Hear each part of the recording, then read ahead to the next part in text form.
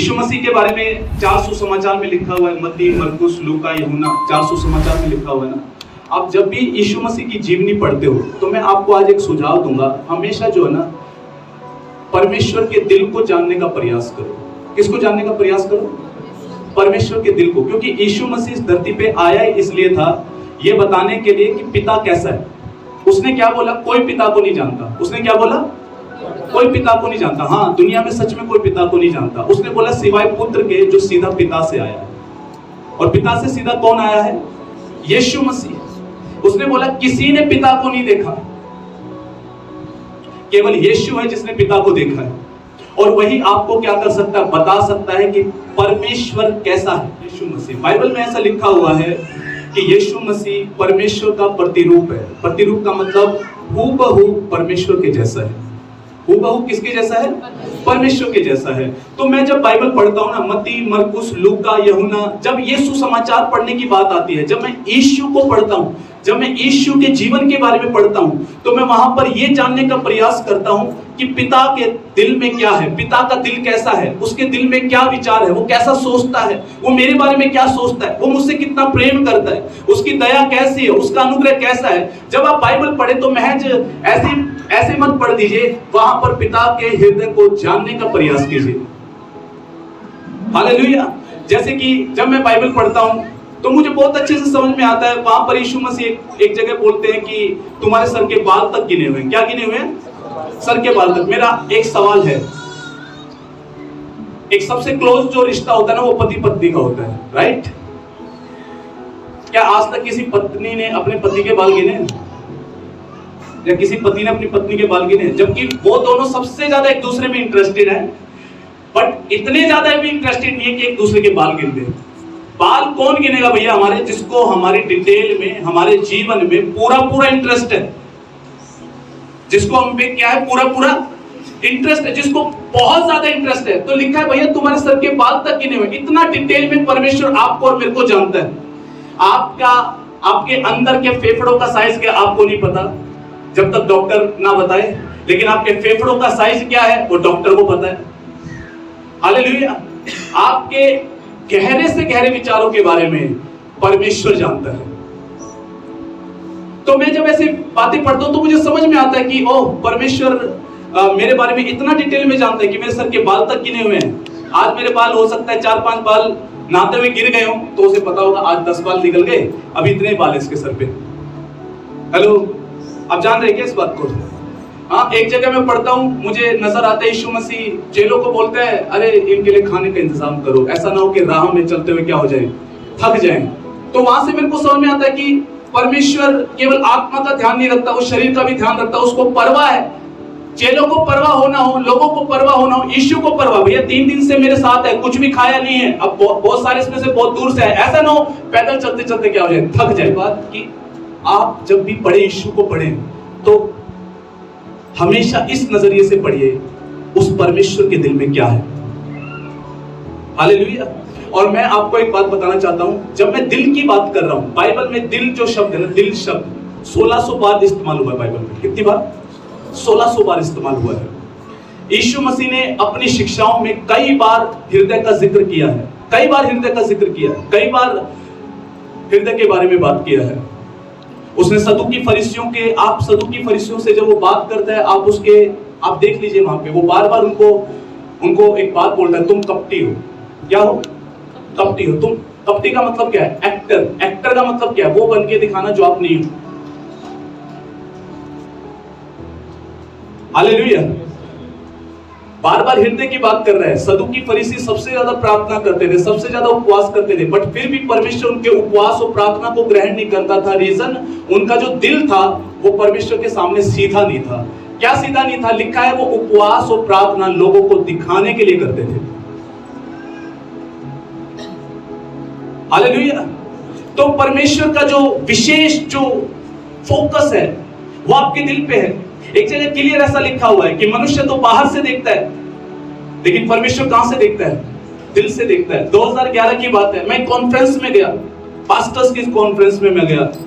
वहां पर एक व्यक्ति थे, बहुत ही साधारण व्यक्ति, साधारण कपड़े, उनका चेहरा भी बहुत ज्यादा साधारण। उनको कोई देखेगा तो ऐसा देख के नहीं लगेगा कि भैया ये कोई पासवान है या पास्टर है या चरवाहा है, उनको देख के नहीं लगेगा। और जब उनको कोई भी देखेगा तो ऐसा लगेगा शायद ये मेहनत मजदूरी करने वाला एक व्यक्ति है, शायद इस तरीके का कोई व्यक्ति है। पास्टर कोई नहीं कह सकता। लेकिन जब उस बंदे का इंट्रोडक्शन हुआ तो पता लगा कि वहां पर जितने पास्टर्स बैठे थे, उन पास्टर्स में सबसे बड़ा चर्च उस व्यक्ति का है। मैं हैरान था। मैंने कहा इतना साधारण सा दिखने वाला व्यक्ति, इतना साधारण दिखने वाला व्यक्ति, और यहाँ पर जितने लोग आए उन सब लोगों में से सबसे बड़ी कलीसिया इसकी है। मेरे को वहां से समझ में आया, भैया मैं तो बाहर से देख रहा हूं, मेरे को तो बाहर से नजर आ रहा है, लेकिन परमेश्वर तो दिल को देखता है, हृदय को देखता है। हालेलुया। मैं आपको एक बात बताना चाहता हूं, परमेश्वर इस बात में इंटरेस्टेड नहीं आप क्या कर रहे हो, वो इंटरेस्टेड इस बात में है आप क्यों कर रहे हो। कहां पर नजर है? दिल पर। हाँ, उपवास बहुत से लोग करते हैं, पर वो उपवास कर रहे हो इससे ज्यादा इंटरेस्टेड इस बात में क्यों कर रहे हो, तुम्हारा दिल क्या है इसके पीछे। और सदूकी फरीसियों का दिल पता क्या होता था? उनको लोगों को ये प्रूफ करना था, साबित करना था हम बहुत आत्मिक है। वो देर तक प्रार्थनाएं करते थे। अच्छी बात है देर तक प्रार्थना करना, बट उनका देर तक प्रार्थना करने का रीजन क्या था? ताकि लोग उन्हें आत्मिक जाने। वो बहुत लंबी लंबी प्रार्थनाएं करते थे, पर अच्छी बात है लंबी प्रार्थनाएं करना, अच्छी बात है ज्यादा उपवास करना। सप्ताह में 3 दिन उपवास करते थे, बट उनके सारे उपवास परमेश्वर की दृष्टि में क्या थे? करप्ट थे, भ्रष्ट थे, परमेश्वर उनको कबूल नहीं करता था। यशाया 58वें अध्याय में साफ ऐसा लिखा हुआ है, मुझे तुम्हारे उपवासों से, तुम्हारी प्रार्थनाओं से बदबू आती है। प्यारे मित्रों, मैं आपको ये समझाना चाहता हूं, आप कुछ भी कर रहे हैं, बट अगर हमारा हृदय का परिवर्तन नहीं है, अगर हमारा मेन फोकस हृदय पे नहीं है, हमारा क्या एटीट्यूड है, हम कलीसिया तो आ रहे हैं, बट हम क्यों आ रहे हैं, किस लिए हम यहाँ पर हैं? क्या मैं एक सरमन सुनने आया हूँ? क्या मैं प्रचार सुनने आया हूँ? क्या मैं यहोवा परमेश्वर के लिए आया हूँ? मैं संगति के लिए आया हूँ? क्या मैं एक फॉर्मेलिटी करने आया हूँ? क्या मैं कलीसिया में किसी स्वार्थ से जुड़ा हुआ हूँ, या सचमुच में मैं मसीह की देह से जुड़ा हुआ हूँ? हमारा दिल बहुत ज्यादा मैटर करता है। मैं आपको एक बात बताना चाहता हूं, मैंने इस यात्रा में एक बात को देखा, जिन लोगों के हृदय सीधे हैं, सच्चे हैं परमेश्वर के सामने, मैंने उनके जीवन में बढ़ोतरी को देखा, बढ़ोतरी को आते हुए देखा। और जिनके हृदय करप्ट हैं, वो ट्रेडमिल पर चल रहे हैं। ट्रेडमिल समझते हैं? ट्रेडमिल का पता ना क्या होती है? वो जिम में एक मशीन होती है जिसपे चलते हैं, उन्हें लग रहा हम चल रहे हैं, बट कहीं पहुंच नहीं रहे, वहीं है। हेलो, क्या आप ये चाहते हैं कि सालों साल आपकी जिंदगी ऐसी हो और आपको एक दिन 10 साल बाद आपको पता लगे भैया मैं तो ट्रेडमिल पर चल रहा हूं, मैं तो कहीं नहीं पहुंचा, मैं तो वहीं के वहीं हूं आज भी? क्या आप ऐसी लाइफ चाहते हैं? बाइबल में क्लियर ऐसा लिखा है, जिसके हृदय में कुटिलता है उसका काम सफल नहीं होता। कहां पर नजर है? दिल पर। एक जगह क्लियर ऐसा लिखा हुआ है, लिखा है कि तुम मांगते तो हो पर तुम्हें मिलता नहीं, क्योंकि तुम बुरी मनसा से, बुरे हृदय से मांगते हो। कहां पर नजर है? दिल पर। सारे के सारे चेले खाना खा रहे हैं, सदूकी फरीसी आते हैं और बोलते तेरे चेले बिना हाथ धोए रोटी खा रहे हैं, बिना हाथ धोए खाना खा रहे हैं। यीशु मसीह उनको एक बात बोलता है, कहता है कि बिना हाथ धोए खाने से कोई अशुद्ध नहीं होता, जो तुम्हारे भीतर से निकलता है उससे तुम अशुद्ध होते हो। और पता है क्या बोलता है उन्हें? कहता है अरे तुम सुनो, कहता है कि तुम बर्तन को बाहर से तो मांजते हो बट अंदर से नहीं मांजते। आप समझ पा रहे हो मेरी बात को? बर्तन को कहां से मांजते हो? बाहर से तो मांजते हो बट अंदर से नहीं मांजते। कहां पर नजर है? दिल पर। नीति वचन 4:30 में क्लियर ऐसा लिखा हुआ है, तू सबसे अधिक अपने दिल की रक्षा कर। किसकी रक्षा कर? दिल की। हम गाय भैंस की रक्षा करते हैं, सोने चांदी की करते हैं, गाड़ी की, स्कूटर की, बाइक की करते हैं, लेकिन प्रभु का वचन कह रहा है इनसे भी बढ़कर तू अपने दिल की रक्षा कर। किसकी रक्षा कर? दिल की रक्षा कर। कहां पर नजर है? दिल पर। मैं आज आपको एक बात बताता हूं, मैंने ना कलीसिया में पता कब कब बढ़ोतरी को देखा है, चाहे वो लोगों का आना हो, चाहे वो कलीसिया का फाइनेंस बढ़ना हो, चाहे सामर्थ का बढ़ना हो, चाहे चमत्कारों का बढ़ना हो। मैंने पता कब कब देखा है, जब जब मैंने अपने दिल पे ज्यादा काम किया है। और मैंने इस बात को पाया है कि जब मेरे दिल से कोई पर्टिकुलर कोई कमी है, जैसे वो कमी निकल जाती है बढ़ोतरी आनी चालू हो जाती है। हालेलुया। और मैं आपको सच कह रहा हूं, मैं प्रभु की प्रेजेंस में कह रहा हूं, मेरी सबसे गहरी प्रार्थना यही होती है, प्रभु मुझ में सीधा मन उत्पन्न कर, सीधा मन दे, सीधा, टेढ़ा नहीं, सीधा। पहले एक वीडियो को देखा मैंने, और एक समय पे पता लगा, उस वीडियो में ऐसा दिखा रखा था कि नकली दूध कैसा बनता है। नकली दूध कैसा बनता है उसमें ये दिखा रखा था। नकली दूध कैसे बनता है, जो डेयरी वाले होते हैं वो ग्लूकोज को मिलाते हैं पानी में, बहुत ज्यादा पानी में मिला देते हैं, और उसके बाद उसमें वो कोई तेल डालते हैं, कोई ऑयल डालते हैं, फिर उसे मिक्स करते हैं। वो दिखने में बिल्कुल ऐसा लगेगा कि ये असली दूध है। उसको फिर पैकेट्स में, थैलियों में डाल के मार्केट में सप्लाई कर देते हैं। दिखने में शुद्ध लग रहा है, दिखने में बढ़िया लग रहा है, दिखने में लग रहा है ये क्लास, वर्ल्ड क्लास बढ़िया दूध है, बट नकली होता है। कई बार हमारे हृदय, बाइबल में ऐसा लिखा हुआ है, मनुष्य को तो अपना चाल चलन सब बातों में बढ़िया लगता है। अगर आप अपनी दृष्टि से देखोगे ना, आपको लगेगा मैं जो कर रहा हूँ सब बढ़िया कर रहा हूँ, सब सही कर रहा हूँ, लेकिन लिखा है यहोवा की नजर दिल पर रहती है। जब मैं यीशु मसीह को जाना तो मेरे को एक बात समझ में आ गई थी, भैया ये वो परमेश्वर नहीं है जिसको सेब केले चढ़ा के खुश कर दो। उस समय आ रहा क्या? ये वो परमेश्वर नहीं है जिसको सेब केले चढ़ा के, हाँ, ये पवित्र है, ये जैनमन है, ये खरा है, यही सच्चा है, और उसकी दृष्टि आपके दिल के परिवर्तन पर है, बदलाव पर है। 2017 की बात है, मैं फास्टिंग में गया, 122 दिन फास्टिंग की, 122 दिन फास्टिंग। 122 दिन फास्टिंग करने के बाद एक मीटिंग में मैं गया। वहां पर एक प्रभु के एक भविष्य वक्ता थे, और वो प्रार्थना कर रहे थे कि फायर से भर जाओ, आग से भर जाओ। मैं प्रभु को बोला, प्रभु देख 122 दिन फास्टिंग में रहूं, आग तो बनती है, आग तो, हाँ एग्जैक्ट मेरे यही वर्ड थे, मैंने बिल्कुल एग्जैक्ट यही बोला था, आग तो बनती है प्रभु, क्योंकि 122 दिन फास्टिंग की।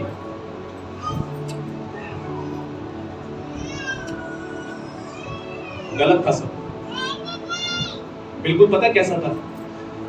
सिमोन जादूगर था, चेलों के पास आए, क्योंकि चेले जिस पे हाथ रखते थे वो पवित्र आत्मा पा लेते थे। बोलता जाके कि पैसे लो और ये वरदान किसको दे दो, मेरे को दे दो।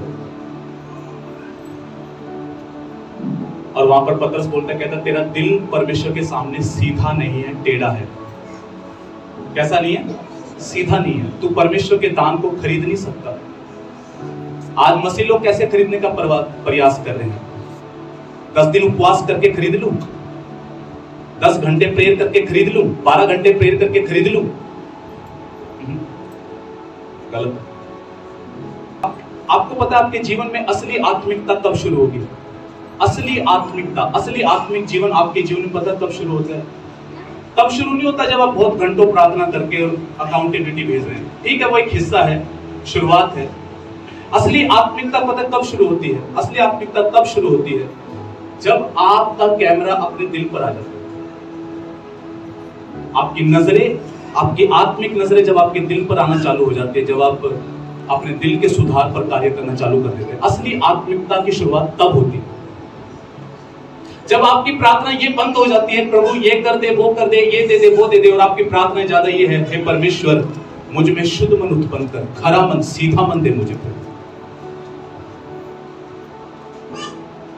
हालेलुया।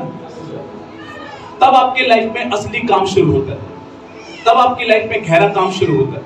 और मैं आपको एक बात बताता हूँ बहुत क्लियरली, सच्ची बात मैं आपको बताता हूँ। अगर हम दिल पे कार्य नहीं कर रहे हैं, हार्ट पे कार्य नहीं कर रहे, अगर हमारा दिल पे फोकस ही नहीं, अगर हमारा ये फोकस नहीं है, भाई मैं क्या जुबान से निकाल रहा हूँ, मैं क्या आंखों से देख रहा हूँ, मैं सोचता क्या हूँ, अगर मेरा इन्हीं चीजों पे फोकस नहीं है और मेरा सारी बाहरी दुनियावी बातों पे फोकस है, ये हो जाए, वो हो जाए, ये काम बन जाए, वो काम बन जाए, पर मैं आपको बताना चाहता हूँ आपके बाहरी काम पता कब बनेंगे? जब ये ठीक हो जाएगा। क्या ठीक हो जाएगा? ये ठीक हो जाएगा। हाँ जी, जब ये ठीक हो जाएगा। मैं आपको सच कह रहा हूँ, 2012 की बात है, और एक प्रभु के जन ने ना मेरे लिए भविष्यवाणी की थी कि इस सप्ताह आप पे पवित्र आत्मा का अभिषेक उतरेगा। उन्होंने बोला था इसी सप्ताह उतरेगा, इस सप्ताह पे आत्मा का अभिषेक उतरेगा। और मैं पूरा सप्ताह वेट करता रहा, मंगलवार चला गया, बुधवार चला गया, बृहस्पतिवार, शुक्रवार, शनिवार आ गया, सप्ताह निकल गया, कुछ नहीं उतरा, कुछ नहीं हुआ। और मैं सोचने लगा कि उन प्रभु के जन ने तो बोला था इस सप्ताह अभिषेक उतरेगा, ऐसा तो कुछ हुआ ही नहीं। जबकि उनकी भविष्यवाणी पे मैं इसलिए शक नहीं कर सकता था क्योंकि जब वो भविष्यवाणी कर रहे थे तब परमेश्वर की बहुत ज्यादा उपस्थिति थी इस दौरान, तो मैं शक नहीं कर सकता था। और मुझे पता था ये जो बोल रहे हैं ये आत्मा की अगुवाई में बोल रहे, शरीर में नहीं बोल रहे। लेकिन मैं सोच में था कि इस सप्ताह अभिषेक उतरने की प्रोफेसी भी थी, उतरा क्यों नहीं? और पवित्र आत्मा ने शाम तक मुझसे बात किया। उसका रीजन पता है क्या था? मेरे हृदय में किसी के प्रति चोट थी, ठोकर थी, मैंने किसी को क्षमा नहीं कर रखा था, और उस वजह से वो जो परमेश्वर जो सप्ताह करना चाहता था वो नहीं कर पाया। आप कितने सारे आपकी ब्लेसिंग्स, आपकी चीजें रुकी पड़ी है, आपके प्रार्थना विषय रुके पड़े हैं, आपकी बहुत सारी बातें रुकी पड़ी हैं केवल एक करप्ट हृदय की वजह से, हृदय सीधा न होने की वजह से। और रियल चेंज, असली बदलाव प्यारे मित्रों तभी है जब हम अपने हृदय पे काम करना चालू करेंगे। आपको पता है दाऊद मन के अनुसार क्यों था? कोई छोटी मोटी बात नहीं कह रहा। परमेश्वर उसकी गवाही पता क्या कह रहा है? कह रहा है कि ये मेरे दिल के अनुसार एक व्यक्ति है, कोई छोटी मोटी गवाही नहीं है। पर मैं अब समझ पाता हूँ क्यों परमेश्वर उसके बारे में ऐसा बोलता था, क्योंकि वो एक ऐसा व्यक्ति था जो अपने दिल को बिल्कुल परमेश्वर के अनुसार करने पे केंद्रित था, कि मेरा दिल बिल्कुल ऐसा होना चाहिए जैसा परमेश्वर का दिल है। तो बताऊँ कहाँ हम कमियां करते हैं। महीनों तक हम किसी को कॉल नहीं करते, फिर एकदम से हम फोन करते हैं, और हम फोन करते हैं और हम बोलते हैं कि काफी दिन हो गए थे आपसे बात हुए, सोचा आज आपसे बात कर लो। और फिर बातों बातों में जो है फिर हम अपना असली मतलब बताते हैं कि मैंने इसलिए कॉल किया था, इसलिए फोन किया था। सामने वाले को तो हमने जचा दिया, भैया याद कर रहा है मेरे को जो है, बट याद किस लिए किया? कोई मतलब था। आप दाऊद की भजन संहिता 51 पढ़ेंगे, 51 पढ़ेंगे, तो आपको एक बात पता लगेगी कि वहां पर एक शब्द इस्तेमाल हुआ है, एक वचन इस्तेमाल हुआ है। मेरे साथ पढ़ देंगे 51 का 23, 51 का 10, 51। हे परमेश्वर, मेरे अंदर शुद्ध मन उत्पन्न कर। क्या क्या क्या प्रार्थना कर रही है? बोलो बोलो, पढ़ो अपने अपने थोड़ा सा लाउडली बोलो, क्या प्रार्थना है? मेरे को सुनाओ। परमेश्वर मेरे अंदर शुद्ध मन उत्पन्न कर। हे परमेश्वर मुझ में क्या क्या उत्पन्न कर? शुद्ध मन उत्पन्न कर। आपको पता है ये प्रार्थना उसने कब किस समय पे लिखी है? भजन संहिता क्या? जब दाऊद हत्या के और व्यभिचार के पाप में गिर गया था, उस समय पे उसने ये प्रार्थना लिखी है। और उसको अपनी गलती का कोई एहसास नहीं था, करने के बाद उसे कोई भी एहसास नहीं था। एक भविष्य वक्ता आया, उसने आकर उसको एहसास कराया कि दाऊद तूने कहां पर गलती की है। तो पता है क्या होता है? दाऊद उपवास में चला जाता है, प्रार्थनाओं में चला जाता है परमेश्वर से पश्चाताप करने के लिए। और पता है क्या बोलता है? उसको उन उपवासों में एक बात समझ में आ जाती है कि मैंने ये जो गलती की है ना, ये ऐसे ही नहीं हुई, मेरा दिल कहीं ना कहीं खराब रहा है, मेरा दिल कहीं ना कहीं क्या रहा है? खराब रहा है, इस वजह से मुझसे ये गलती हुई है। दाऊद ने ये प्रार्थना क्यों की? अगर आप दाऊद की लाइफ को ढंग से पढ़ेंगे, किंग डेविड की लाइफ को अगर आप ढंग से पढ़ेंगे तो आपको एक बात पता लगेगा, उससे ये पाप हुआ क्यों, क्या रीजन था उसके पाप का। तो मैं आपको बताता हूं उससे पाप हुआ क्यों। आपको पता है ना, दाऊद ने गोलियात को मारा था, और गोलियात को मारने की कंडीशन राजा ने क्या रखी थी कि भाई जो गोलियात को मार देगा, पहली बात तो उसका घराना कर्ज मुक्त हो जाएगा। क्या हो जाएगा?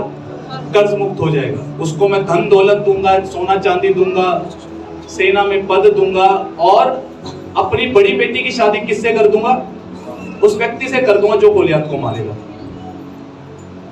उसकी बड़ी बेटी का नाम पता है क्या था? उसकी बड़ी बेटी का नाम अगर आप पढ़ेंगे तो वहां पर ऐसा लिखा हुआ है, उसकी बड़ी बेटी का नाम मेरब था। क्या था? मेरब का मतलब होता है सुंदर और आशीषित।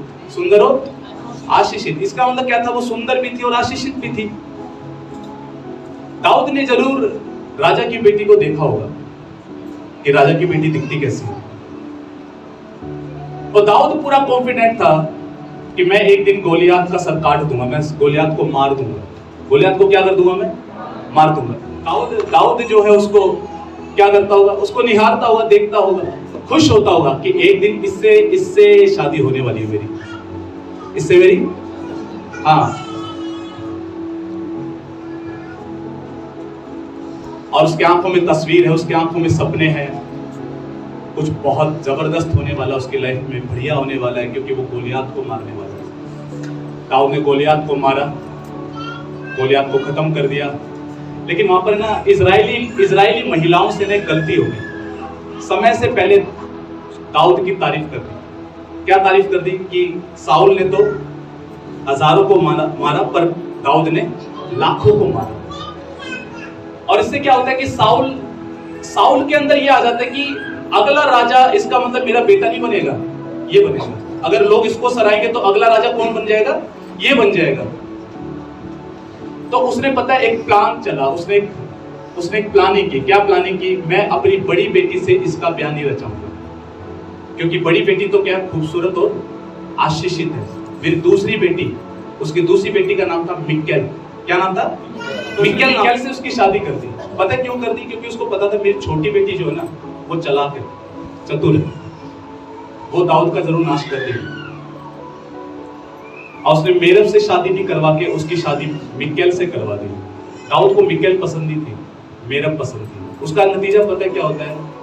जब दाऊद देखता है कि मेरे साथ एक धोखा हो गया, मेरे को जो लड़की पसंद थी उससे मेरा विवाह नहीं हुआ, मेरा विवाह उससे हो गया जो मुझे पसंद नहीं थी, तो उसके हृदय में घाव आ गया। क्या आ गया? घाव आ गया।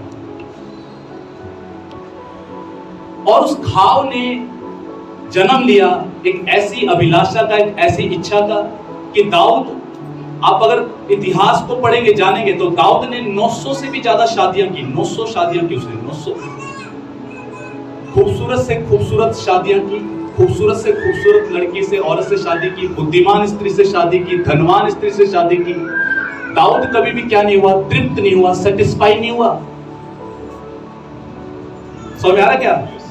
और वो जो छोटा सा घाव था, एक दिन बहुत बड़ा अजगर बन गया उसकी जिंदगी में। वो छोटा सा पाप एक दिन क्या बन गया? बहुत बड़ा अजगर बन गया। उस अजगर ने दाऊद को कब निकला? एक दिन जब वो छत पे टहल रहा था और उसने बैशबा को नहाते हुए देखा। दाऊद के अंदर ऑलरेडी अभिलाषाएं काम कर रही थी और उसने अपने सैनिक को बोला, जाओ इसको लेकर आओ। उसके साथ वो सोया, वो गर्भवती हुई। उस पाप को छिपाने के लिए उसने चालाकी से उसके पति को भी क्या करवा दिया? मरवा दिया। पर दाऊद जब भजन संहिता 51 लिख रहा है, 51:10 में कह रहा है, परमेश्वर मुझ में शुद्ध मन उत्पन्न कर। पता है क्यों कह रहा है? क्योंकि उसको उन उपवासों में ये प्रकाशन मिल गया था, ये पाप तुझसे ऐसे ही नहीं हुआ दाऊद, इसकी शुरुआत कहीं से हुई है। और पवित्र आत्मा उसको बैक में ले गया होगा। मैं आपको पता है क्यों बता रहा हूं ये बात? जब हम छोटे होते हैं ना, और जब हम फिल्में देख रहे होते हैं, हमें वहां पे कैटरीना कैफ नजर आती है, ऐश्वर्या राय नजर आती है, तो हमें क्या लगता है? अरे मेरी जो वाइफ होना वो ऐसी होनी चाहिए। या वहां पर ऋतिक रोशन दिख रहा है, वाह क्या बॉडी है, क्या डांस करता है। सलमान खान दिख रहा है, मेरी जब शादी होना तो किसी ऐसे लड़के से होनी चाहिए। तो उसका नतीजा क्या होता है?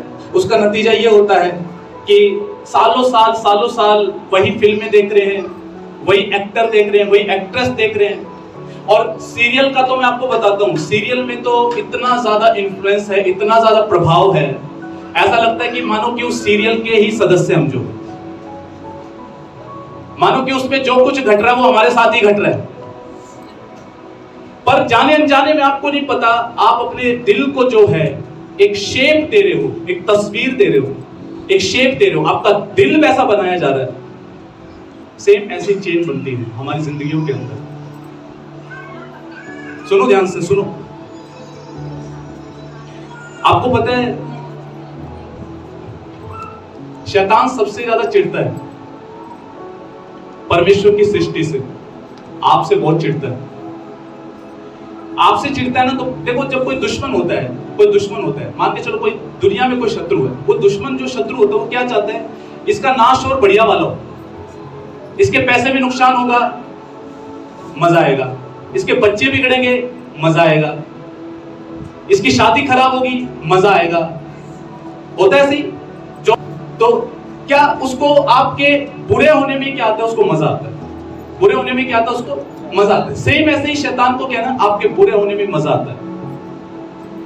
तो शैतान पता है आज किन चीजों को टारगेट कर रहे हैं? आज शादियों को टारगेट कर रहे हैं। कैसे? किन को टारगेट कर रहे हैं? शादियों को टारगेट कर रहे हैं। कैसे टारगेट कर रहे हैं? लड़वा कर, झगड़ा करवा कर, तलाक करवा कर। तलाक की तादाद देखो कितनी बढ़ गई है। और मैं आपको बताता हूं, सुनना ध्यान से, इंटरनेट पे तो ये जो पति पत्नी के ऊपर कितने सारे चुटकुले हैं, पता है ना? कितने सारे चुटकुले है या नहीं? बहुत सारे चुटकुले हैं। पता वो सब के सब वो शैतान की तरफ से प्लांट की गई चीजें हैं कि परमेश्वर की दृष्टि में जो सबसे आदर वाला रिश्ता है उसका अनादर कर दिया जाए। पॉर्न मूवीज जो होती है, मैं आपको आज एक बात बताना चाहता हूं, वहां से दुष्ट आत्माएं एंट्री करती हैं। जो एक जवान लड़का या लड़की शादी से पहले अगर वो देख रहा है, देख रही है, वहां से शैतान को एंट्री मिलती है। क्या मिलती है? उन फिल्मों के पीछे दुष्ट आत्माएं काम करती हैं। एक व्यक्ति जब उन्हें देखना चालू करता है तो उसका दिल भ्रष्ट होना चालू हो जाता है, गंदा होना चालू हो जाता है। वहां से दुष्ट आत्माएं एंट्री करना चालू कर देती है, आना चालू कर देती है। तो वो दुष्ट आत्मा क्या करती है?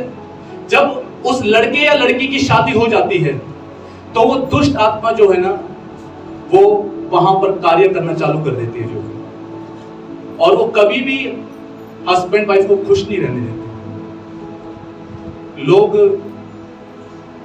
मैं आपको बताना चाहता हूं कि आज दुनिया में क्या हो रहा है ना, साल 2 साल तक तो बड़े मस्त रहते हैं सब, लेकिन जब समय बीतता जाता है ना तो अधिकतर शादियां पता आज कैसे हैं, सब धो रहे होते हैं एक दूसरे को। क्या कर रहे होते हैं? हाँ, चला रहे हैं, बस काट रहे हैं, जिंदगी काट रहे हैं, बच्चों के लिए काट रहे हैं, इसके लिए काट रहे हैं। बट एट द एंड मैं आपको बताना चाहता हूँ, परमेश्वर ऐसा नहीं चाहता कि हमारी शादीशुदा जिंदगी ऐसी हो। हमें बहुत सेंसिटिव होने की जरूरत है। हमारे YouTube पे क्या आ रहा है, फेसबुक पे क्या आ रहा है, इंस्टाग्राम पे क्या आ रहा है, क्या वो कोई ऐसी तस्वीरें तो नहीं है जो हमारी आंखों को एकदम से आकर्षित कर लेती है? हटा देने की जरूरत है। मैं आपको बता रहा हूँ, वो सीधा आपके दिल में जा रही है, पिक्चर के रूप में जा रही है, तस्वीरों के रूप में जा रही है। वहां से कुछ कनेक्शन बन रहा है, आत्मिक कनेक्शन बन रहा है, जो आपकी बाकी की जिंदगी को खराब करने के लिए। इसलिए राजा दाऊद वहां पर फिर प्रार्थना करने लग जाता है, हे परमेश्वर, मुझ में क्या उत्पन्न कर, शुद्ध मन उत्पन्न कर। क्योंकि दाऊद को ये समझ में आ गया था, ये जो पाप जो हुआ ना, ये यहां से हुआ, इसकी शुरुआत यहां से हुई। और मैं आपको एक बात बताना चाहता हूँ, आपके दिल को ना कोई डॉक्टर नहीं बदल सकता। ये जो मेरे को समझ में आया कि ये जो हृदय का परिवर्तन है ना, आप मेरे को बता दो कैसे करोगे हृदय परिवर्तन? अंदर घुस जाओगे इसके? ऐसा कुछ सिस्टम होता कि मैं यहाँ घुस जाता, देख लेता, है क्या वैसे सिस्टम? डॉक्टर भी नहीं देख सकता कि दिल में क्या चल रहा है। डॉक्टर ऑपरेशन करके दिल को देख लेगा धड़क कैसे रहा है, हाँ भैया खून ढंग से पहुंचा रहा है नहीं पहुंचा रहा, देख लेगा। कोई नस ढंग से काम कर रही है नहीं कर रही है, देख लेगा। बट डॉक्टर ये नहीं देख पाएगा ये दिल सोच क्या रहा है, क्या विचार इस दिल के, देख पाएगा क्या? सीटी स्कैन कर ले, एक्सरे कर ले, एमआरआई कर ले, कुछ कर ले, इसके विचार प्रकट नहीं होने वाले। मैं आपको बताना चाहता हूं, ये केवल और केवल पवित्र आत्मा कर सकता है, उसका वचन कर सकता है बस। हालेलुया। केवल पवित्र आत्मा कर सकता है और उसका वचन कर सकता है। इसलिए बाइबल में क्या लिखा हुआ है, रोमियो 12:2 पढ़ दीजिए एक बार। के सदृश न बनो, इस संसार के सदृश न बनो, परंतु तुम्हारे मन के नए हो जाने से तुम्हारा चाल चलन भी बदलता जाए। तुम्हारे मन के नए हो जाने से, तुम्हारे दिल के नए हो जाने से क्या होता जाए? तुम्हारा चाल चलन भी। हाँ जी। तो यानी कि दाऊद जब ये प्रार्थना कर रहा है, हे परमेश्वर मुझ में शुद्ध मन उत्पन्न कर, तो वो ये कह रहा है कि प्रभु मुझ में एक नया दिल उत्पन्न कर, नया हृदय दे। क्योंकि उसे पता है कि चाल चलन कब बदलेगा? जब ये दिल नया हो जाएगा। जब ये दिल क्या हो जाएगा? हाँ जी। मैं आपको बताना चाहता हूं, सुनो, मैं आज से बीड़ी नहीं पीऊंगा, मैं आज से बीड़ी नहीं पीऊंगा, मैं आज से बीड़ी नहीं पीऊंगा, ये इसका समाधान नहीं है। क्योंकि बीड़ी की जड़ें कहां पर है? दिल में। आज से मैं गालियां नहीं दूंगा, कुछ हो जाए गालियां नहीं बकूंगा। भैया नहीं रोक पाओगे, 4 बंदे आके 4 गालियां सुनाएंगे, आप डबल सुनाओगे उन्हें। रीजन, गालियां निकल कहां से रही है? दिल से। गुस्सा में आ रहा क्या? आज से देखूंगा भी नहीं, आज तो ठेके पे ऐसे, नो ठेका, कोई ठेका नहीं। ओके, एक दिन कंट्रोल कर लिया, 2 दिन कर लिया, तीसरे दिन वो ठेका है, नहीं देखूंगा बस। ये तो वही जा रहा है। गुस्सा में आ रहा क्या? आप नजरें फिराना चाहते हो, बट ये कह रहा है वहीं चलो। कहां से निकल रहा है? दिल से निकल रहा है। अर्श का कोई फ्रेंड है, वो अर्श के घर जाए, अर्श बोल रहा है आजा भाई, वो दारूबाज असली, और उसने ठान रखा है दारू नहीं पीऊंगा। अर्श को बोल रहा है भाई देख तेरे घर के आसपास ठेका तो नहीं है? बोला क्या हुआ? बोला भाई मैंने छोड़ दी है, बट ठेका दिखते ही पता नहीं क्या होने लग जाता है, ठेका तो नहीं है। और वो हर्ष बोले यार तू ठेके की तरफ से मत आइए, तू उधर से घूम के आ जा। ओके, वो घूम के आया, बट फिर भी उसको कहीं ना कहीं ठेका दिख गया उसे। जैसे दिखा हर्ष को भूल गया, पहले ठेके पे गया। कुछ समझ आ रहा क्या? क्यों? क्योंकि असली बदलाव कहां करने की जरूरत है? दिल पे। तो हम बहुत सा, मैं आपको बताना चाहता हूं, आज मैं आपको एक सच्चाई बताता हूं। जितने भी नशे में फंसे हुए लोग हैं ना, मैंने अभी तक तकरीबन 100 में से 100 बंदों को मैंने ऐसा देखा, कोई नशेड़ी नशा नहीं करना चाहता। मैं आपको बता देता हूं, 100 में से 100 आपको ऐसे मिलेंगे जो ये बोलेंगे भाई मैं ये नहीं करना चाहता। आपको एक बंदा, मैं तो, आप मिले तो अलग बात है, मैं नहीं मिला आज तक। मैं जितने नशेड़ी देखे हैं, कोई नशेड़ी सच में नशा नहीं करना चाहता। उसका खुद पे वश नहीं है। वश क्यों नहीं है? क्योंकि वो भैया यहां पर है, यहां पर वो क्या उंगली डालेगा अपने यहां पे? एक बार एक गवाही सुन रहा था, हकीकत करता है। अमेरिका का एक बहुत अमीर व्यक्ति, बहुत पैसे वाला, घर का अकेला उत्तराधिकारी, शायद माँ बाप नहीं थे उसके, और उसको बहुत टुच्ची आदत थी। क्या आदत थी? रेस्टोरेंट में गया, ग्लास चुरा लिया। अमीर व्यक्ति, किसी के घर गया, 2 रुपए उठा लिए, डॉलर उठा लिया। कुछ समझ आ रहा है क्या? कहीं भी जाता, किसी का पेन देखा, पेन उठा लिया। अमीर व्यक्ति है, पेन उठा के रख लिया। साथ बैठ गया तो फोन चुरा लिया। एक दिन क्या हुआ कि किसी बंदे का पता नहीं पर्स मार लिया, कुछ मार लिया जो है, और वो पकड़ा गया तो पता लगा वो तो ना तो उसका घराना चोर है, ना वो पैदाइशी चोर है, ना उसकी परवरिश चोर की है। उससे जब पूछा गया आप इतने पैसे वाले हो, आप तो ऐसे हजारों एप्पल खरीद सकते हो, ये ऐसे फोन चुराने की क्या जरूरत आपको? आप इतने अमीर हो कि आप ये छोटे चीजें क्यों करते हो? पता उस व्यक्ति का क्या कहना था? बोला कि मेरे को नहीं पता, पर मैं खुद को रोक नहीं पाता। जब भी ऐसा कुछ देखता हूं, मेरे दिल में आता है उठा ले, और मैं उठा लेता हूं। मैंने बहुत प्रयास किया, बट मैं नहीं कर पाता। कहां से निकल रहा सब? दिल से। आप जब तक ये सोचेंगे ना बाहर से कुछ चेंज हो जाए, बदल जाए, और आप असली बदलाव जब तक यहां चालू नहीं करेंगे, आपकी बाहरी स्थितियां, परिस्थितियां, भारी आदतें चेंज नहीं होंगी। मैं चाहे कितना ही ये बोल लूं, ओ प्रभु वो मेरी बहन है, प्रभु मैं उसको ऐसे दृष्टि से नहीं देखूंगा, प्रभु मेरी बहन है, प्रभु बहन है, कितना ही कुछ कर लूं। ओ प्रभु वो मेरा भाई है, प्रभु भाई है प्रभु, आप कितना ही कर लो, वो यहां पे। अधिकतर मसीह लोग पाप से पता है क्यों नहीं छूट पा रहे? क्योंकि वो बार बार पता है क्या किसमें प्रयास करने में लगे हुए हैं, नहीं करूंगा।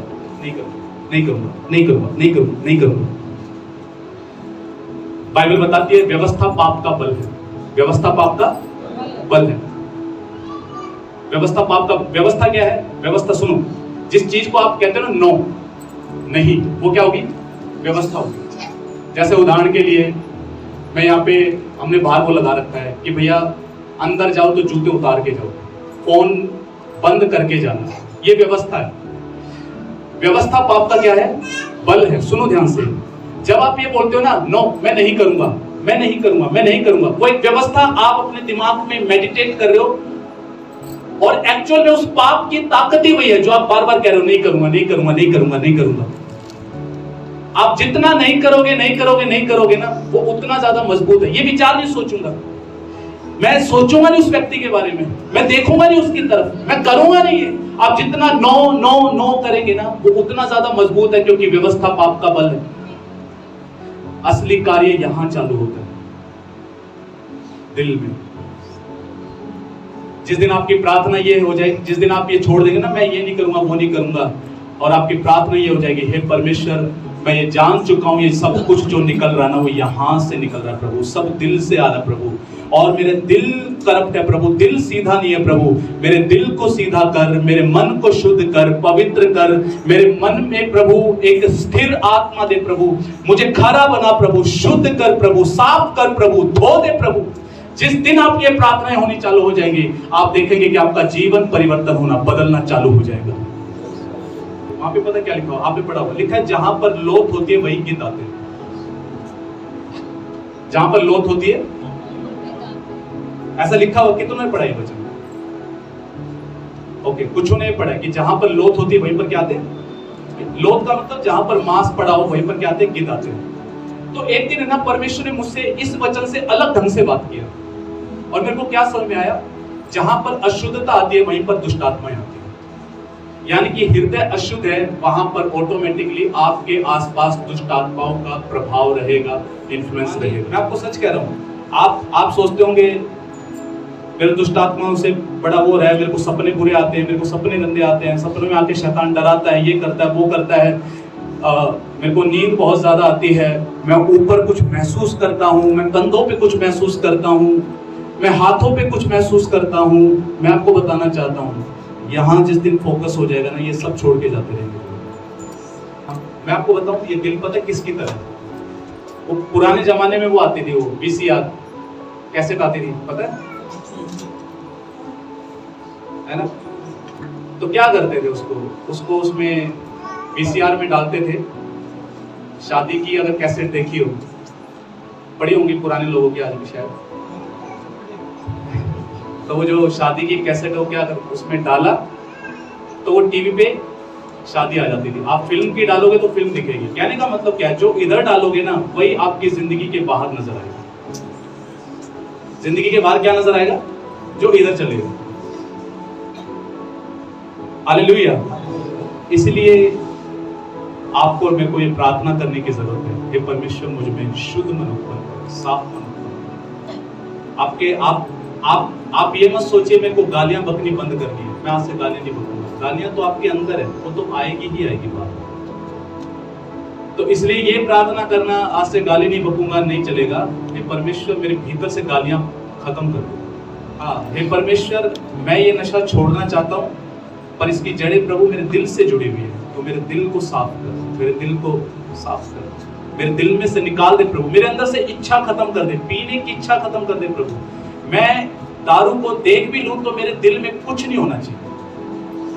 परमेश्वर दिल को शुद्ध करता है, आपके दिल को आप पे प्रकट करके, आपके दिल को आप पे प्रकट करके, दिल को प्रकट करके। ओके, ये वचन कितनों ने सुना है? तुम सत्य को जानोगे, सत्य तुम्हें आजाद करेगा।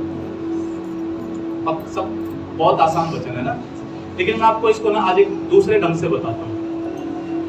इसमें मेरी तरफ से एक बात जोड़ लीजिए, तुम अपने दिल के सत्य को जानोगे और वो सत्य तुम्हें आजाद कर देगा। तुम अपने दिल के सत्य को, हाँ, सत्य मतलब तुम्हारे दिल में क्या है, तुम इस बात को जानोगे, और जब तुम इस बात को जान जाओगे कि तुम्हारे दिल में क्या है, तुम्हारा दिल आजाद हो जाएगा। आप सुन पा रहे क्या? हेलो, बोलिए, मैं सत्य को जानूंगा और सत्य मुझे आजाद कर देगा। बोलिए बोलिए, मैं सत्य को जानूंगा और सत्य मुझे आजाद कर देगा। अब इसमें एक बात और जोड़ दीजिए, मैं अपने दिल के सत्य को जानूंगा,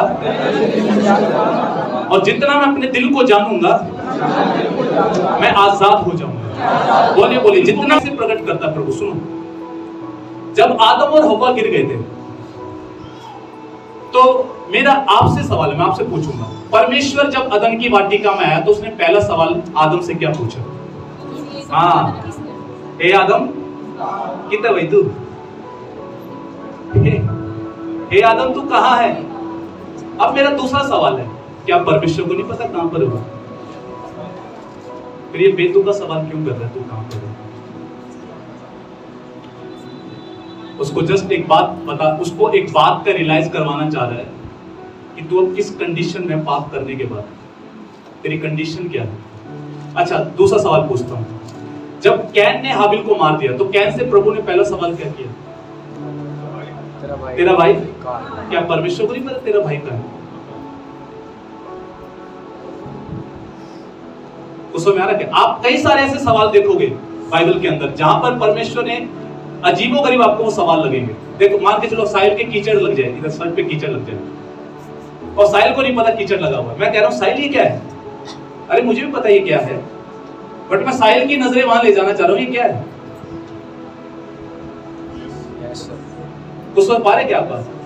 तो आप बाइबल को पढ़ेंगे ना, आपको कई बार पता लगेगा कि जहां कहीं भी इंसान ने गलती की है ना, परमेश्वर ने कुछ ऐसे सवाल उससे किए हैं। पता है क्यों? कि परमेश्वर उसके कैमरे को ना, उसके जो नजरों का कैमरा है उसको इधर लाना चाहता है। लेकिन उसका कैमरा, आदम का कैमरा यहाँ गया नहीं, उसका कैमरा सारा पता है कहां पे था? कभी औरत पे, देखिए तूने दी थी, किसने करवाया? उस समय आ रहा क्या? उसका कैमरा खुद पे गया नहीं, उसका सारा कैमरा कहां है? औरत पे। हेलो, बोलिए परमेश्वर मेरे दिल को प्रकट कर। बोलिए बोलिए परमेश्वर मेरे दिल को प्रकट कर, मेरे दिल की कंडीशन को प्रकट कर। ठीक है। अब जब परमेश्वर आपके दिल को कैसे प्रकट करता है? सबसे पहली बात, परमेश्वर आपके दिल को प्रकट करता है जब आप वचन को पढ़ते हैं। किसको पढ़ते हैं? वचन को। याद रखना, अगर आप वचन नहीं पढ़ते ना, बाइबल क्या बताती है? वचन किसकी तरह है? आईना की तरह है, शीशे की तरह है। कितने सब शीशा देखते हैं? शीशे में आपको क्या पता लगता है? आपको असली चेहरा पता लगता है कि मैं कैसा दिख रहा हूं, मैं कैसी दिख रही हूं। सेम ऐसे ही बाइबल क्या है? बाइबल में लिखा हुआ है कि परमेश्वर का वचन आईना है। क्या है? आईना है। मैंने अक्सर इस बात को देखा है कि जब भी मैंने बाइबल को पढ़ा है तो मैंने बाइबल को नहीं पढ़ा, पर बाइबल ने मुझे पढ़ा है। आप देखेंगे कि जब आप बाइबल पढ़ेंगे तो आपको पता लगेगा कि भैया ये तो एक ऐसी किताब है, ये तो मेरे से ही बात कर रही है, ये तो ये बता रही है कि मैं कहां गलत हूं, मैं कहां सही हूं। तो आपके दिल को परमेश्वर कैसे प्रकट करता है? अपने वचन के द्वारा। अगर आप वचन नहीं पढ़ते तो सुनो, आपको नहीं पता लगेगा आपका दिल कहां गलत चल रहा है। तो वो अक्सर अपनी गवाही में इस बात का जिक्र सबसे ज्यादा करते होंगे। सालों पहले 2006 में वो जेल में थे वो, और जेल में वो बंद थे एक गुनाह की वजह से, जो कोई गलती थी, उस गलती की वजह से उनको कम से कम 15 से 20 साल की सजा होनी थी। 15 से 20 साल की सजा, और केस उन पर स्ट्रॉन्ग था। तो वो जब वो जेल में बंद थे तो वहां पर नाइजीरिया से कुछ नाइजीरियन कुछ पास्टर्स थे, वो आते थे। वो जेल में बंद कैदियों को सुसमाचार सुनाते थे, उनको नया नियम देते थे। जेल में एक व्यक्ति था और वो हमेशा नया नियम पढ़ता रहता था। तो जब लास्ट में जब जेल बांटी जाती है ना, तो दो को साथ रखा जाता है, अकेला बंदा नहीं होता, दो को साथ रखा जाता है। तो उनको उनका नंबर उस व्यक्ति के साथ पड़ गया जो हमेशा क्या पढ़ता रहता था? नया नियम पढ़ता रहता था। अब वो व्यक्ति ना तो ज्यादा किसी से बात करता था, जब देखो ये पुस्तक पढ़ता रहता था। तो उसने औरों से पूछा, भाई ये कौन बंदा है? पता नहीं, किताब को लेके बैठा रहता है, बस किताब को लेके बैठा रहता है बस, और ये किताब पता नहीं क्या पढ़ता रहता है। तो लोगों ने बोला पता नहीं, कुछ ऐसे ही है, ज्यादा किसी से बात नहीं करता, ऐसे ही है बस। पास्टर की नई शादी हुई थी, 1 महीना हुआ था, और उनको बहुत ज्यादा चिंता थी अपनी वाइफ की, अपनी वाइफ से मिलने की बहुत ज्यादा चिंता थी, क्योंकि नई शादी हुई। तो उन्होंने एक दिन उससे पूछा कि भाई तू ये क्या पढ़ता रहता है, क्या ये? उन्होंने बोला, भैया मैं यीशु मसीह पे विश्वास करता हूँ और मैं हमेशा ये उसका वचन है, मैं उसके वचन को पढ़ता हूँ। इसको बाइबल बोलते हैं, इसको परमेश्वर का वचन बोलते हैं, मैं इसे पढ़ता हूँ और मेरा ये विश्वास है एक दिन यीशु मसीह मुझे इस जेल से बाहर निकालेगा। यीशु मसीह मुझे क्या करेगा? जेल से बाहर निकालेगा। तो अच्छा, तो पास्टर भी बहुत प्रयास कर चुके थे, तो उनके मन में आया कि चल यार तू एक मेरे को भी दे दे, मैं भी पढ़ लूंगा। तो उन्होंने वो ले ली और वो पढ़नी चालू कर दी। जब उन्होंने पढ़नी चालू की तो वो ऐसा बताते, जब मैंने उसको पढ़ना चालू किया तो उस किताब ने मेरे को एहसास कराया कि मैंने तो अपने जीवन में बहुत सारे पाप कर रखे, बहुत सारी गलतियां कर रखी, बहुत गुनाह कर रखे। और एक दिन वो रो रो कर परमेश्वर से आंसू बहा बहाकर प्रार्थना करने लगे कि हे परमेश्वर मुझे क्षमा कर कि मैंने तेरे विरोध में बहुत सारे गलत काम किए हैं, बहुत सारे पाप किए हैं, और तू मुझे शुद्ध कर दे, मुझे साफ कर दे। बाइबल आईना है, आप जब इसे पढ़ेंगे ये आपको पढ़ेगी, आपको एहसास कराएगी आप कहां पर गलत हो। अगर मैं आपको क्लियर बताना चाहता हूं, मैंने अक्सर देखा है वो मसीह व्यक्ति जो बाइबल के साथ नहीं जुड़ा हुआ, वो गलतियों पे गलतियां करता चला जाता, उसको नहीं पता लगता मैं कहां गलतियां कर रहा हूं। आज हमारा ज्यादातर टाइम इंस्टाग्राम, फेसबुक पे, यूट्यूब पे ज्यादा गुजरता है और वचन के साथ हमारा बहुत कम टाइम होता है। और जब उन्होंने ऐसा पश्चाताप किया तो एक दिन यीशु मसीह उनके सामने आए और बोले रो मत, मैं तुझे इस जेल से बाहर निकालूंगा। 1 महीने के भी कम टाइम में उनका केस खत्म हो गया। पहली बार जब मैं धीरज से मिला और जब मैंने यीशु के बारे में बताया और जब मैंने पाप के बारे में बताया तो इस भाई का पहली बात मेरे से ये थी, मैं कभी कोई पाप करता ही नहीं, तो मेरे को यीशु की जरूरत नहीं है। मैंने इसको वही बाइबल लाके दी, नया नियम लाके दिया। मैंने कहा भाई इसे पढ़ो आप। इसको लगा कि गौरव भाई किसी मशीन की बात कर रहे हैं, क्योंकि मैं क्या कह रहा था यीशु मसीह, तो इसको लगा यीशु मशीन है, कोई मशीन। मैं किताब अगले दिन लाके दिया, इसको लगा मैं कोई मशीन लाके दूंगा। मैंने कहा था ये किताब आपका जिंदगी बदल देगी। ओके, मैंने किताब दे दी और उसके बाद मैंने सोचा कि इस व्यक्ति को तो लगता ही नहीं कि ये पाप करता है, तो अब मैं इससे ज्यादा बात नहीं करूंगा, परमेश्वर बात करे। तो मैं प्रार्थना करता, हे परमेश्वर तू बात करना। और सप्ताह 10 दिन बीत गए और एक दिन ये मेरे को बोला कि मेरे को आपसे मिलना है। मिलने के बाद इसने मेरे को बताया कि इसको तो पढ़ के मेरे को पता लगा कि मैं तो बहुत सारे पाप करता हूं। अभी 10 दिन पहले क्या बोल रहे हैं, पाप नहीं, मैं तो कोई पाप ही नहीं करता। लेकिन 10 दिन बाद क्या बोल रहे हैं, पढ़ने के बाद मैं तो बहुत सारे पाप करता हूं। आईना है ये। आईने में कभी ऐसा होता है बिना चेहरा देख के घर से बाहर जाते हो, पक्का चेहरा देखते होगे, 10 बार देखते होगे, कईयों के पर्स में है, 1000 बार देखते होगे, बार देखते होगे। उसमें आ रहा क्या, अगर ऐसी आदत सुबह सुबह उठते ही इस वचन को देखने की लग जाए, तो इस वचन को पढ़ने की लग जाए, तो हर दिन हम अपने दिल का चेहरा देखेंगे, मेरा दिल कैसा दिखता है। ये सीटी स्कैन में नहीं आने वाला, ये एक्सरे मशीन में नहीं आने वाला, ये एमआरआई में नहीं आने वाला, कोई डॉक्टर डिटेक्ट नहीं कर सकता। ये परमेश्वर का वचन है जो आपके ख्यालों को जांचता है, विचारों को जांचता है, भावनाओं को जांचता है। आप जितना ज्यादा इसे पढ़ते जाएंगे ये आपको बताएगा तेरी भावनाएं कहां गलत है, तेरे इमोशंस कहां गलत है, तेरा दिल कहां गलत है, तेरे विचार कहां सीधे होने चाहिए, तू कहां पर टेढ़ा चल रहा है। इसलिए आपको वचन के साथ समय बिताने की आवश्यकता है प्यारे मित्रों। और जब ये प्रकट करना चालू कर देता है आपका दिल कहां खराब है, यही वचन है ना, फिर उसे शुद्ध करना चालू करते हैं। आप देखेंगे, आप प्रतिदिन समय बिताते जाइए। मैं आपको एक बात बोल रहा हूं, सुनो। एक प्रभु के महान जन ने एक बात बोली थी, वही बात मैं आपको बोलता हूं। उन्होंने बोला डेली प्रार्थना करो और डेली वचन पढ़ो। उन्होंने बोला मैं तुमसे वादा करता हूं तुम्हारे जीवन साल में नहीं, महीनों में, दिनों में बदलना चालू हो जाएगा। डेली प्रार्थना करें और डेली बाइबल पढ़े, डेली बाइबल पढ़े, रीति रिवाजों की तरह बाइबल ना पढ़े, बट उसे पढ़िए। आज जब आपकी बाइबल खुले तो एक बार उस बाइबल के लेखक को बुलाना और बोलना, हे पवित्र आत्मा, ये तेरी तरफ से तेरे द्वारा रचा गया पवित्र शास्त्र है। आज जब मैं इसे पढ़ूं तो हे पवित्र आत्मा, आज मैं धार्मिक रीति रिवाज की तरह नहीं पढ़ना चाहता। मैं इसलिए नहीं पढ़ना चाहता कि मुझ पे दुष्ट आत्मा के अटैक हो रहे हैं। मैं इसलिए नहीं पढ़ना चाहता कि पास्टर गौरव ने बोला है। मैं इसलिए पढ़ना चाहता हूं कि आज इससे तू मेरे से बात कर, मेरा दिल प्रकट कर, मुझे बता प्रभु तू मुझसे क्या कहना चाहता है। वो वचन आपसे बात करेगा। हम प्रार्थना में बढ़ते हैं, बहुत अच्छी बात है, बढ़ना है, मैं भी बढ़ रहा हूं, सब बढ़ते हैं जो है, बट बैलेंस है हर चीज का। और वचन है ना, मैं आपको क्लियर बताता हूं, वचन प्रार्थना से पहले आता है। आप कैसे परिपक्व बनेंगे, कैसे मैच्योर बनेंगे अगर वचन आपकी जिंदगी में नहीं है तो। आपने एक किताब खोली और आपने यीशु का जन्म ऐसे हुआ, माँ मरियम थी, ये ऐसे था, कई बार पढ़ चुका है। फिर वो दूसरे हेरोदेस राजा ने वो कई बच्चे मरवा दिए। तीसरे में आए यूहन्ना बपतिस्मा दाता आ गया। चौथे में आए तो वहाँ पे यीशु मसीह की शैतान से परीक्षा हो रही है। पांचवें में आए तो वहाँ पे यीशु मसीह पहाड़ी उपदेश दे रहा है। छठे में आए तो वहाँ पे आप पढ़ रहे हो कि प्रार्थना कैसे करनी चाहिए, उपवास कैसे करनी चाहिए। सातवें में लिखा हुआ है कि तुम दोष न लगाओ कि तुम पे भी दोष न लगाया जाए। आठवें में जब आते तो वहाँ पे एक कोढ़ी आ जाता है जिसको यीशु मसीह शुद्ध करता है। नौवें में जाते तो वहाँ पे ऐसे लिखा हुआ है कि यीशु मसीह ने सिखाया कि उपवास कैसे करने चाहिए।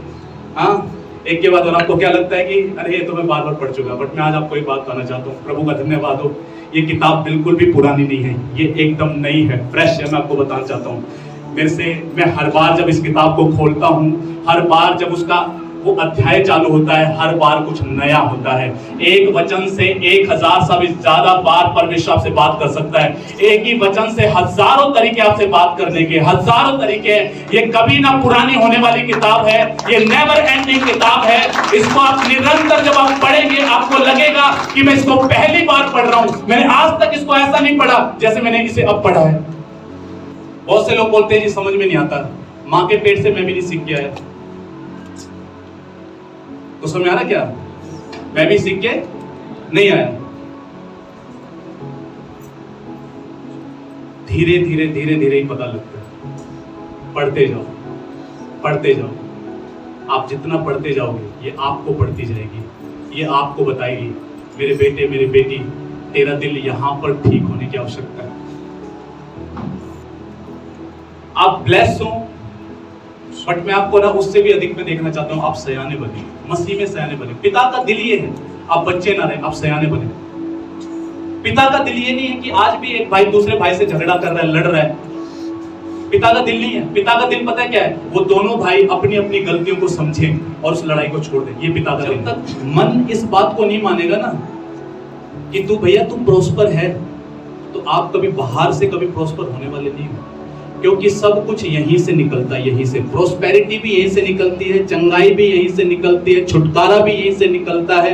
आपके डेस्टिनी का चेंज, बदलाव सब यहीं से निकलता है। अगर इसे नहीं बदला जाएगा, नया नहीं बनाया जाएगा, कुछ नहीं बदलने वाला।